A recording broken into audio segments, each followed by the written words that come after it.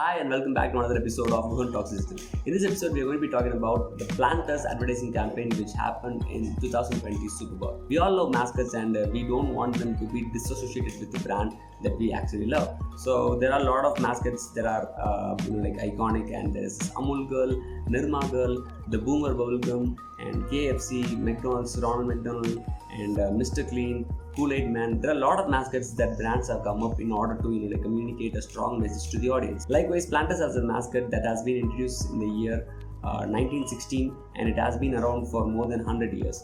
The mascot has literally been the face of the brand for so long that people associate the brand with the mascot. Mr. Peanut is the mascot, and it takes a British heritage, and it wears a top hat, it wears a monocle, it has a cane in its hand, and it sorts of creates a gentleman vibe when you see the brand, and you associate the brand with the premiumness and the exclusiveness of the company. Mr. Peanut has been in so many campaigns that it has literally seen the World War I and World War II happen, and it has been through thick and thin of all the advertising strategies that have been carried out in the last 10 decades of the advertising industry. When 2020's Planters advertising campaign for the Super Bowl launched, it had with a concept where Mr. Peanut kills himself in order to save their friends.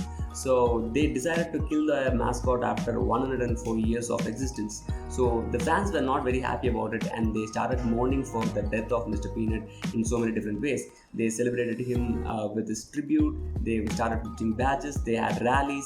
There is a thing called Nut Mobile where it is a nut in shape of a car, and they did all sort of things to share their grief towards the mascot that they really loved. And it raised a lot of brand awareness for the brand because people started emotionally connecting with the brand, and they actually missed the mascot being part of the company. A lot of outlets that were from Planters literally have been seeing the logo of the brand for a lot of years, and they really felt missed out because they are going to miss the mascot for a long time.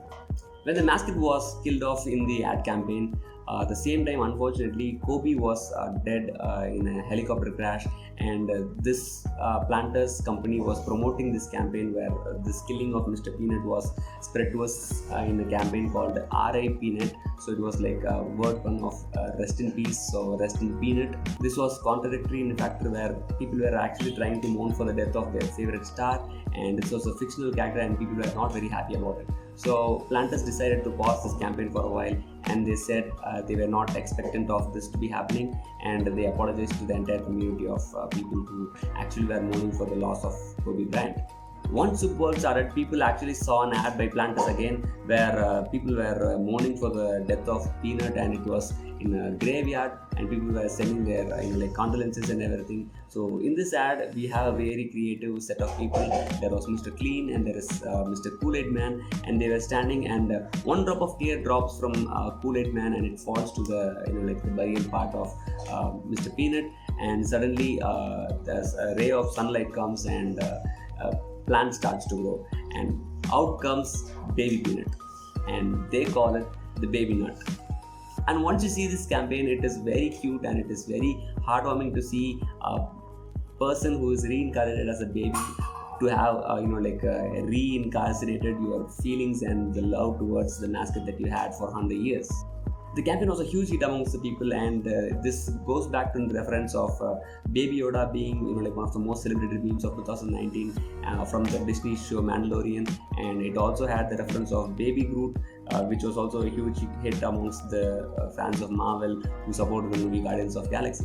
The campaign's director of Vayner Media actually talked about this, where he understood how the Twitter community and the internet community reacted when Iron Man was dead in the movie Avengers End movie, and they wanted to build that scenario by killing off Mr. Peanut, and they brought in BabyNut as a resurrection factor to entice the fans in a different way. So the modern day audience wanted something new, and they got it.